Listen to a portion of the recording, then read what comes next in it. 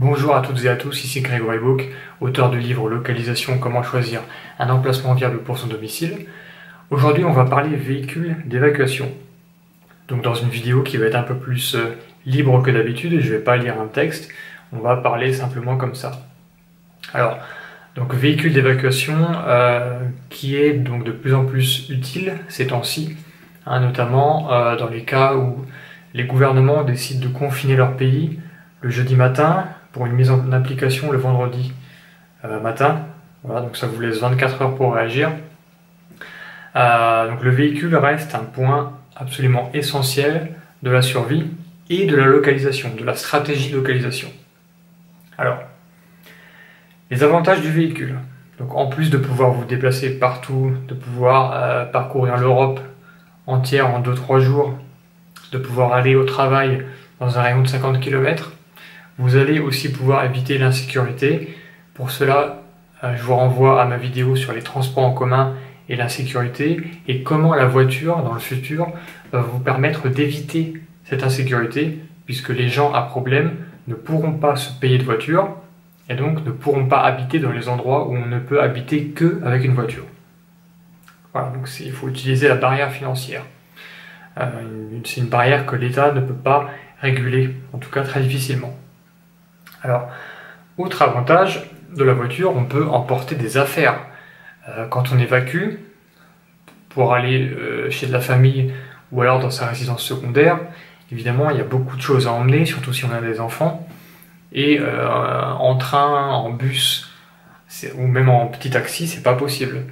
Donc le fait d'avoir un véhicule avec un grand coffre, voire une remorque, va vous soulager vraiment de pas mal de plusieurs allers-retours.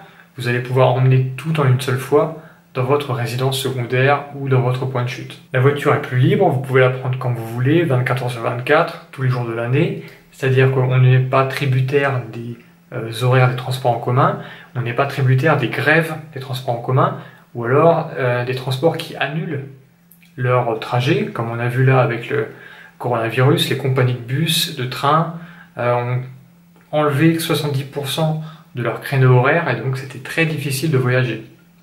De plus, en voiture, vous allez pouvoir circuler plus librement qu'en bus, parce qu'en bus, par exemple, il faut s'enregistrer. Donc si vous voulez passer une frontière en bus ou en avion ou en train, vous allez devoir donner vos papiers, etc. Et notamment par rapport au virus, il faut avoir des autorisations spéciales. Alors qu'en voiture, c'est un peu plus poreux, on va dire. Et le point que je voudrais amener dans cette vidéo, c'est que on va essayer d'utiliser son véhicule comme une localisation bonus. C'est-à-dire pas une localisation pour vivre sur le long terme. Le projet, c'est pas de devenir des gitans, mais dans un cas de catastrophe immédiate, soudaine, où on n'a pas le choix, le véhicule peut devenir une localisation bonus, donc extra, qui coûte pas beaucoup plus cher et qui va nous permettre d'augmenter notre confort à un niveau très élevé et notre sécurité à un niveau très élevé. Donc utilisons cet avantage. Les différences de prix en fait entre deux modèles de voitures sont pas forcément si élevées que ça, en fonction du type de voiture je parle. C'est-à-dire qu'un fourgon pourra peut-être coûter aussi cher qu'une berline, alors que dans un cas, on va avoir beaucoup plus d'avantages que dans l'autre cas. Donc c'est pour ça qu'il faut bien réfléchir à quel véhicule on va acheter, notamment car en général les gens gardent leur véhicule, on va dire, au moins 5 ans et parfois jusqu'à 10 ans. Donc c'est un choix super important. Alors, dans quel cas est-ce qu'on va évacuer? Pourquoi est-ce que vous auriez besoin de votre véhicule? Alors des exemples très concrets, votre maison brûle, où est-ce que vous passez la nuit? Alors des amis peut-être, mais s'il n'y a personne, déjà il faut aller chez ces amis-là, donc en véhicule, et si vous avez un véhicule qui vous permet de dormir à l'intérieur, c'est encore mieux. S'il y a une guerre soudaine, c'est-à-dire si votre pays est envahi par un autre pays et que vous devez quitter votre maison absolument sous peine d'extermination, eh bien la voiture reste le moyen le plus rapide et le plus pratique pour emmener toutes vos affaires.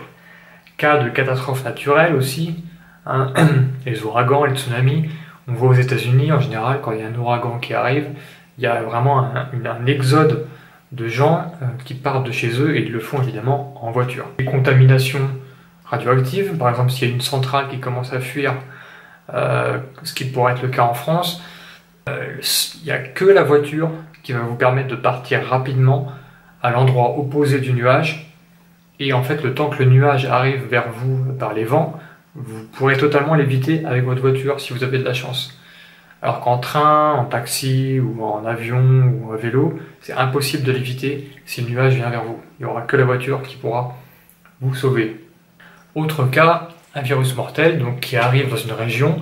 Par exemple, votre région va être confinée pour un virus beaucoup plus grave que le coronavirus, par exemple, et vous décidez de partir juste avant que votre région soit confinée totalement pour aller vivre un peu de façon nomade autre part, ce qui va vous permettre de garder votre liberté. Ça, c'est un avantage de la voiture.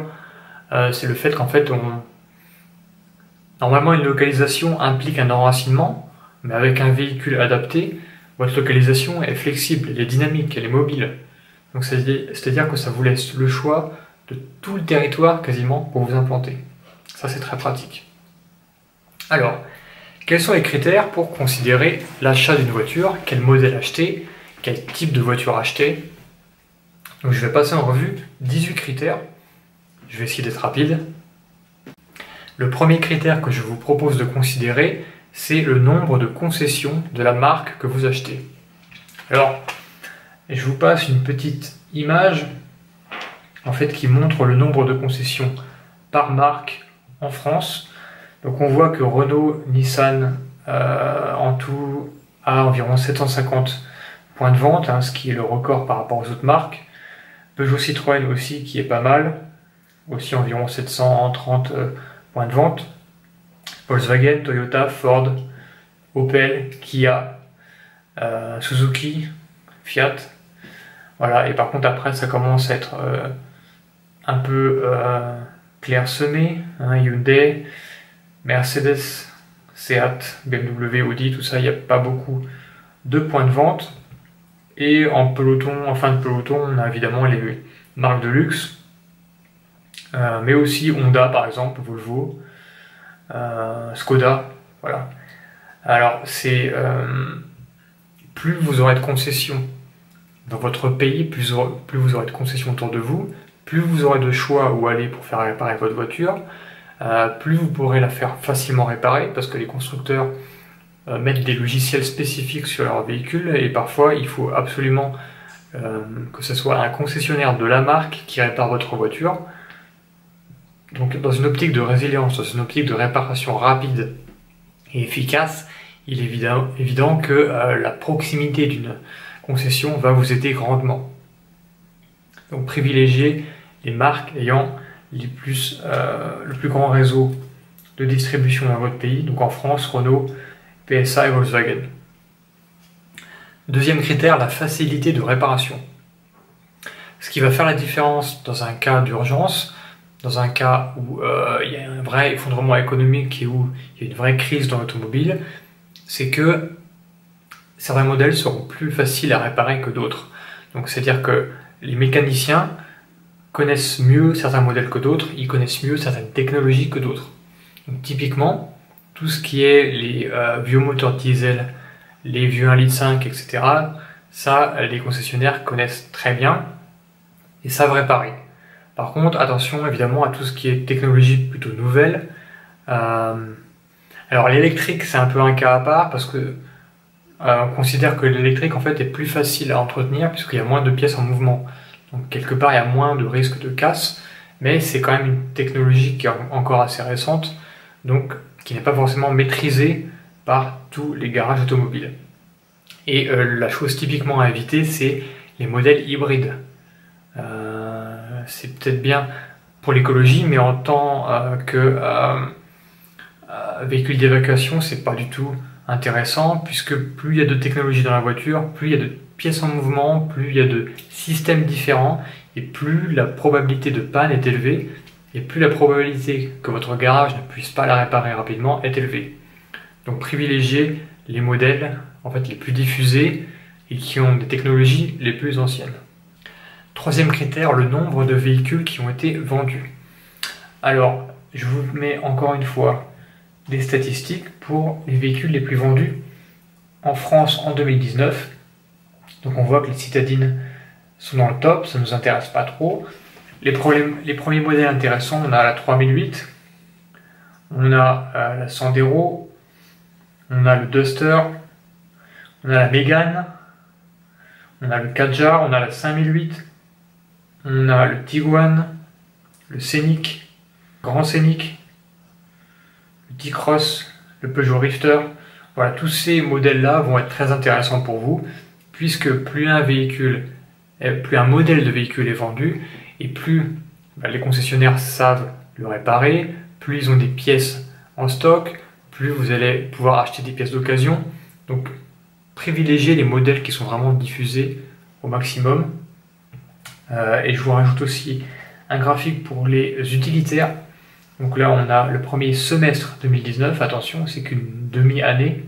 Donc là on voit que les plus répandus sont le Kangoo, le Master, le Partner, le Trafic, Berlingo, Expert, Boxer, Jumpy. Voilà, donc tous ces modèles-là sont aussi intéressants, puisqu'en plus ils partagent des pièces communes avec les modèles, on va dire, grand public et les modèles utilitaires. Donc voilà, privilégier les modèles les plus vendus. Quatrième critère, privilégier les modèles qui ont plus de 3 ans et qui ont eu leur premier restylage, comme on dit. Parce qu'en fait, ce qui se passe, c'est que quand une marque sort un nouveau modèle, il y a toujours des problèmes en fait, qui apparaissent au bout de certaines années, qui n'ont pas pu être détectés et corrigés avant.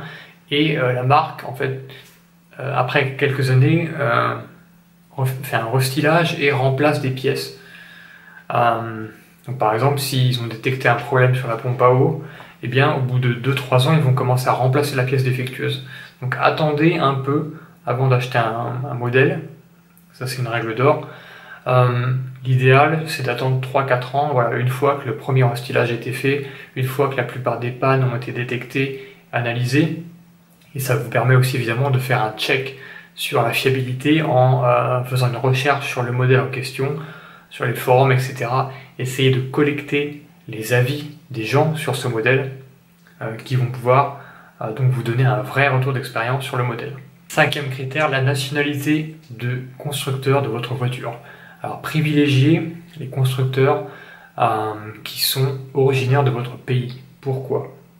Déjà parce qu'en général c'est les plus répandus et surtout parce que vous allez éviter les mesures protectionnistes en fait, que les États peuvent mettre en place pour empêcher les constructeurs étrangers de vendre chez vous et de s'implanter chez vous. On a aussi des exemples en fait, de constructeurs, par exemple Mitsubishi, qui va quitter carrément l'Europe. Donc c'est-à-dire que les gens qui vont acheter une Mitsubishi ne peuvent pas compter sur un réseau de réparation sur le long terme. Ça va être une voiture qui va être très difficile à réparer, les pièces vont être très difficiles à trouver et donc ça va être très difficile à revendre. Donc c'est pas un cas que nous on veut avoir évidemment. Donc si vous êtes en France, privilégiez Renault, PSA, c'est le plus simple. Sixième critère, le volume transportable. Plus vous pouvez transporter et mieux c'est. Ça c'est la règle simple à respecter. Septième critère, la possibilité de dormir à l'intérieur du véhicule. Donc pour ça, il va vous falloir une surface plate de environ 2 mètres de long pour être vraiment confortable. Si possible avec une paroi qui est fermée, c'est-à-dire pas de vitre, pour être plus discret. Donc ça dépend du modèle de véhicule. Donc en général, ça veut dire qu'on va privilégier plutôt les vannes, voire les breaks. Huitième critère, privilégier les modèles qui ont une version utilitaire. Alors, soit privilégier l'utilitaire directement, soit un modèle qui a, dans une autre configuration, en fait, une version utilitaire vendue aux professionnels, puisque ces modèles-là, en fait, alors déjà, vu qu'ils doivent transporter des marchandises en général, ils sont conçus de manière plus robuste.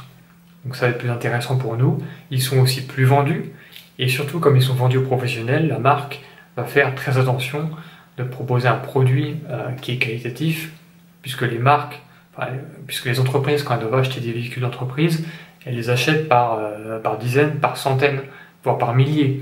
Donc il est évident que si une entreprise détecte, par exemple une entreprise de location, détecte que sur un modèle, il y a énormément de problèmes, eh bien ces entreprises vont fuir cette marque. Donc les constructeurs automobiles ont tout intérêt à vraiment blinder la fiabilité de leur modèle utilitaire. Neuvième critère, le malus automobile. Alors comme vous le savez, l'État français a continue d'essayer de trouver des pistes de revenus, donc il a décidé de taxer à fond les véhicules les plus polluants, les plus lourds. Donc par exemple, si vous achetez un Land Cruiser, vous allez devoir payer 20 000 € de malus automobile. Donc autant dire que ça ne vaut absolument pas le coup en France. Alors vous pouvez vous consoler, vous pouvez acheter une Fiat Panda de 85 chevaux, là vous n'aurez pas de malus. Voilà, c'est un des seuls 4x4 qui n'a pas de malus. Mais sinon, il y a de fortes chances que vous deviez vous acquitter d'un malus, sauf pour les véhicules qui sont vendus en tant que camionnette, que fourgon. Là, vous allez pouvoir éviter de payer ce malus-là. Dixième critère, la possibilité de mettre une remorque, une caravane, et surtout une caravane de grande taille. Alors, là, vous allez devoir regarder la fiche technique de votre véhicule et regarder le poids maximal tractable, la masse remorquable, autrement dite, donc c'est dans la fiche technique. Par exemple, pour une Clio, vous pouvez remorquer 1200 kg freinés, et pour un Trafic, vous pouvez transporter 2000 kg freinés. Alors le fait de pouvoir attacher une caravane et la tracter, c'est un avantage absolument ultra important dans le cadre d'une évacuation, parce que vous allez pouvoir carrément créer une habitation sur roue très facilement. Donc vous allez avoir une autonomie très longue avec une caravane, vous allez pouvoir stocker la nourriture à l'intérieur, vous allez pouvoir être autonome en eau si vous savez où vous garer, etc. Donc la caravane, si vous avez la place, l'argent, etc., ça va être un avantage énorme. Donc privilégiez les véhicules qui peuvent tracter une caravane pour ne pas être bloqué le jour où vous voulez en acheter une. 11e critère, le fait d'avoir 4 roues motrices. Ça c'est un avantage, mais évidemment ça vient contre le prix. Plus vous avez, si vous avez 4 roues motrices, ça va être plus cher. Alors, ma remarque sur les 4x4, c'est qu'en fait c'est pas forcément obligatoire. C'est-à-dire que alors j'ai voyagé en Europe quasiment partout, enfin j'ai conduit quasiment partout, même dans les pays les moins riches. Et on remarque même quand il y a des routes défoncées, en fait les gens ont des voitures comme en France. C'est-à-dire que la petite Clio deux roues motrices, elle convient parfaitement avec des routes défoncées. Donc d'ici à ce que la France ait des routes aussi pourries que l'Albanie ou certains autres pays, il y a quand même de la marge, parce qu'une route ça met quand même des années et des années à se casser. L'État fait quand même quelques réparations. Donc les 4 roues motrices ne sont pas vraiment une obligation, à part si vous êtes dans une zone montagneuse. Mais même avec 2 roues motrices et des chaînes, en fait, on s'en sort très bien. Donc c'est mieux d'avoir 4 roues motrices, mais à vous de voir si ça vaut vraiment le coup financièrement, sachant qu'avec 2 roues motrices, vous pouvez quand même déjà avoir un bon véhicule d'évacuation. 12e critère, le critère économique. Quel va être le coût kilométrique de votre véhicule? Donc je vous invite à le calculer en prenant en compte tous les aspects du coût d'un véhicule. Alors le prix en fait d'un outil de survie est à considérer, puisque moins c'est cher et plus vous allez pouvoir acheter d'autres produits, donc plus vous allez être résilient. Il ne s'agit pas pour un véhicule d'acheter le plus cher, d'acheter le meilleur, d'acheter le nouveau Defender à 60 000 €. Ça va être trop cher. En cas de réparation, vous allez vous ruiner. Donc essayez de trouver un compromis vraiment entre le coût et les avantages, et ne voyez pas trop grand non plus. 13e critère, la discrétion. Dans le cas d'une évacuation, vous n'avez pas envie de passer pour celui qui est intéressant de piller. C'est-à-dire que, je vais vous montrer une photo, par exemple si vous avez ce véhicule-là, vous allez être beaucoup moins passe-partout qu'avec ce véhicule-là. Et ça, évidemment, ça prend en considération, soit par rapport aux gens qui cherchent à vous piller, puisque si vous avez un véhicule notamment qui a de la valeur, vous allez attirer les cambrioleurs, etc. Et aussi par rapport aux forces de l'ordre, si vous avez un camping-car ou alors une voiture familiale, un Lutospace, ça va être beaucoup moins suspect que si vous avez une berline. 14e critère, la puissance du véhicule. visez au moins 100 chevaux, visez une puissance suffisante déjà pour pouvoir tracter confortablement votre caravane ou votre remorque, et aussi pour pouvoir évacuer rapidement. Si vous devez évacuer en cas de catastrophe naturelle, il n'y aura pas des gens qui vont essayer de vous traquer pour les excès de vitesse. Alors évidemment, il faut toujours respecter les limitations de vitesse, mais en cas de contexte dégradé, vous imaginez bien que voilà, plus vous aurez une voiture puissante et plus vous aurez de chances de partir rapidement, voire même d'échapper à des gens qui vous poursuivent. Donc plus c'est puissant et mieux c'est. 15e critère, la présence du réseau de votre marque à l'étranger. Si vous devez évacuer à l'étranger, donc dans des pays européens, en Espagne, en Allemagne, en Pologne, assurez-vous que la marque que vous avez achetée a un réseau là-bas. Alors, si vous achetez Renault, Peugeot, Volkswagen, en général, ils sont implantés partout en Europe. Quasiment, vous ne devriez pas avoir beaucoup de problèmes. Deuxième critère, les interdictions de circulation. Assurez-vous que le modèle que vous achetez, notamment si vous achetez un vieux modèle, est autorisé de circuler s'il n'est pas trop polluant. Si jamais c'est un diesel, il y a de plus en plus de zones en fait, en France ou à l'étranger, qui sont interdites aux véhicules, notamment les anciens véhicules diesel, et ça va ne faire que se renforcer. Donc essayez d'anticiper ça, et pensez aussi au fait que les malus vont probablement augmenter, donc essayez de vous dépêcher d'acheter les véhicules qui pourraient avoir un malus qui va augmenter. Je pense notamment aux véhicules camionnettes, enfin carte grise camionnette vendue aux particuliers. Peut-être que l'État un jour va se dire, finalement quand vous êtes un particulier et que vous achetez un véhicule camionnette, vous devez aussi payer le malus de 5 000 € à la première immatriculation. Donc privilégiez les modèles qui risquent d'avoir leur malus qui va augmenter. 17e critère, la taille du véhicule. Est-ce que votre véhicule peut entrer dans un garage, tout simplement? La barre des 2 mètres est assez fatidique, donc tout ce qui est en dessous, un trafic, c'est bon, mais tout ce qui est au-dessus, attention. L'avantage d'avoir un petit véhicule compact, c'est qu'on va pouvoir facilement le cacher, le garer dans un garage à l'abri en sécurité, à l'abri des regards, pour pouvoir bien le préparer comme il faut et juste partir le moment venu. 18e critère, le lieu de fabrication.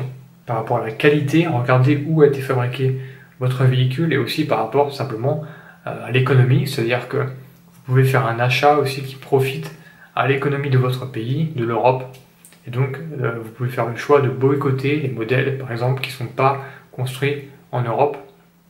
Donc renseignez-vous sur l'usine de fabrication de votre voiture. Et enfin 18e critère, la sécurité. Donc quand on est sur les listes, la sécurité c'est évidemment notre préoccupation numéro 1. Alors privilégiez les véhicules qui en cas d'accident seront les plus sécurisés pour vous, dans lesquels vous avez le plus de chances de survie, le moins de risque de blessure. Donc vérifiez le test, le crash test, les officiels ou même les gens qui ont pris des vidéos sur internet, vérifiez les dimensions du véhicule. Plus un véhicule est grand, plus vous aurez de la marge en cas d'accident. Plus un véhicule est lourd et plus vous allez avoir l'avantage en cas d'accident contre un véhicule léger. Prenez aussi en compte la date de fabrication. Donc plus un véhicule est récent et plus il va avoir des technologies de sécurité performantes, plus sa structure va être pensée pour absorber les chocs et surtout aussi plus notamment les airbags vont être récents. Donc ils ont quelque part moins de risques de défaillance. Si vous achetez une voiture qui a 20 ans d'âge, comment en fait ont évolué les airbags en 20 ans? Est-ce qu'ils vont vraiment se déclencher? C'est vraiment une question qui est à se poser. Alors que si vous avez une véhicule qui a 1 an d'âge, il n'y a quasiment aucun risque que les airbags soient défaillants. Et si c'était le cas, il y aura un rappel du véhicule. Donc plus c'est récent et mieux c'est.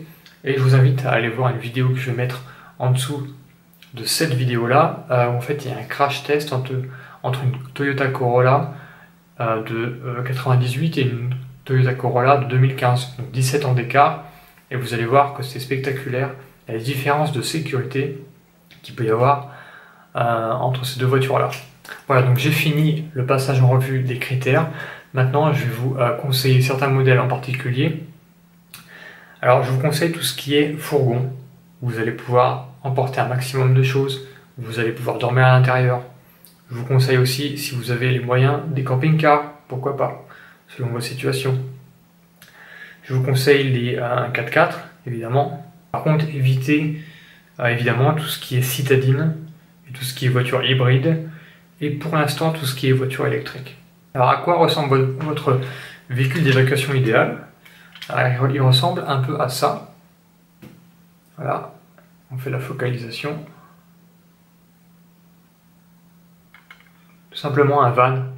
Un van où vous allez pouvoir dormir à l'intérieur, emmener toutes vos affaires. Vous allez pouvoir le garer dans un garage facilement. Vous allez pouvoir éviter d'avoir trop de coups de péage. Donc c'est vraiment le compromis idéal. Un petit van. Pour moi, c'est le meilleur véhicule d'évacuation. Donc ça correspond au modèle, par exemple un Trafic. Un Trafic en longueur 2, hauteur 1. Notamment la version utilitaire 6 places. Donc c'est une cabine approfondie. Là, vous avez vraiment une possibilité de configurer le véhicule un peu comme vous voulez pour l'adapter vraiment à votre besoin. Vous pouvez aussi vous intéresser au Kangoo L2H1, notamment le 7 places, pour emmener beaucoup de monde, et aussi le Duster 4x4, qui est un des 4x4 les moins chers, le plus diffusé surtout, donc le plus facile à réparer. Voilà, c'était Grégory Bock, merci de m'avoir écouté. N'hésitez pas à dire en commentaire votre avis sur les véhicules d'évacuation. Est-ce que vous avez peut-être déjà testé une évacuation en véhicule? Quelles leçons est-ce que vous en avez tirées? Quel est votre choix? N'hésitez pas à partager votre expérience, ça peut toujours être utile pour les gens qui regardent les commentaires. Voilà, merci à vous et à bientôt.